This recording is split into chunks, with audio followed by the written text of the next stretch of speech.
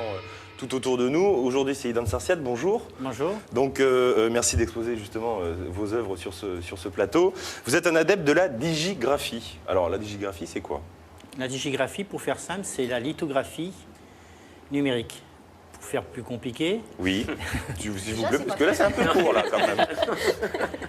La lithographie numérique, donc, c'est un système d'impression qui utilise des imprimantes professionnelles Epson avec des encres Epson ultrachrome à durée de vie qui vont en 2-3 fois supérieure à l'argentique et jusqu'à 100 ans.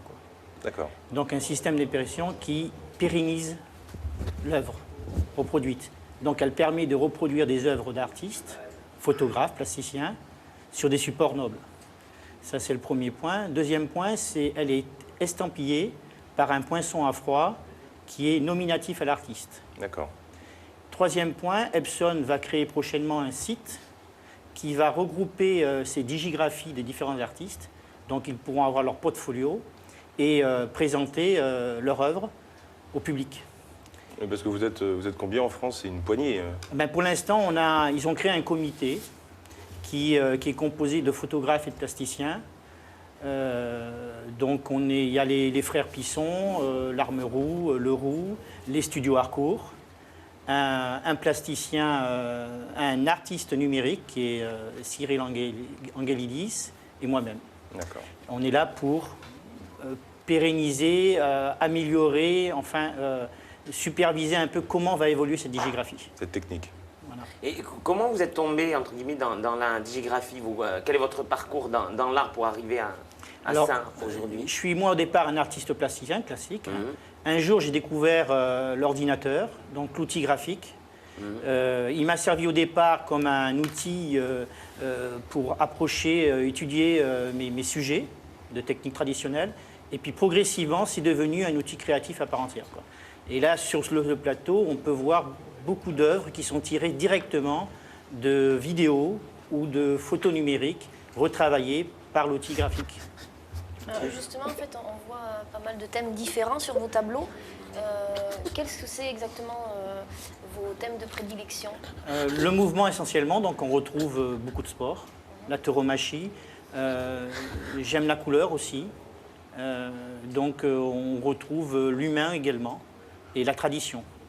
Vous êtes inspiré par notre région?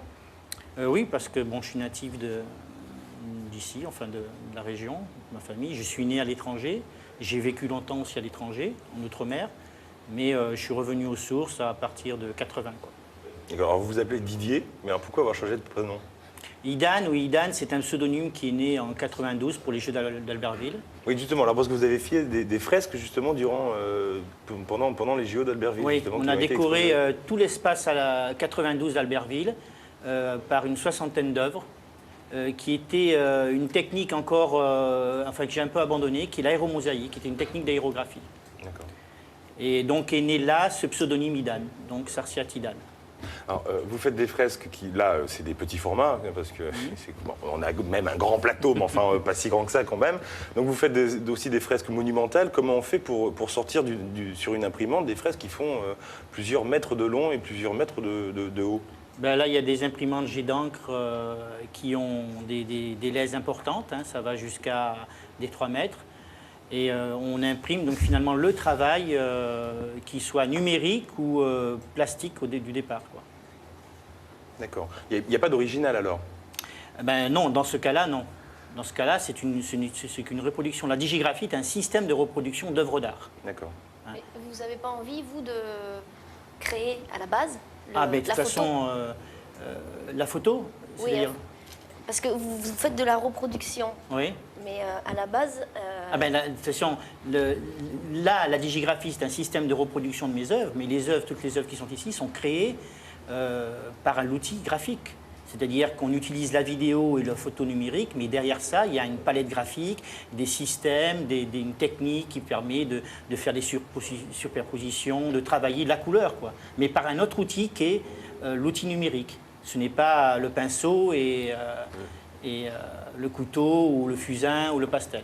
Et d'ailleurs, ce cheminement de travailler le numérique, parfois, m'amène à travailler une œuvre créée entièrement numériquement de la travailler ensuite d'une façon plastique traditionnelle, c'est-à-dire avec les couteaux, les pastels, enfin.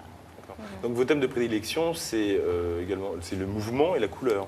Parce que justement, vous avez dit que vous capturiez en fait des images vidéo et ensuite vous les traitiez. Et ensuite, vous utilisiez justement le principe de digigraphie pour sortir les images qu'on a là. Mais pourquoi avoir mis l'accent justement sur ce mouvement? C'est quelque chose qui m'a toujours intéressé, le mouvement. Donc au départ, d'ailleurs, la première technique aéromosaïque, qui était un système de carreaux, permettait d'avoir ce mouvement. Mais avait un grand défaut, c'était qu'elle était très trouble, quoi. Elle apparaissait un peu comme ce codage de canal, vous voyez, d'effets mosaïques. Et alors après, une fois que j'ai découvert l'outil numérique, ça m'a permis, par ces outils, par ce système graphique, de faire ces effets de mouvement.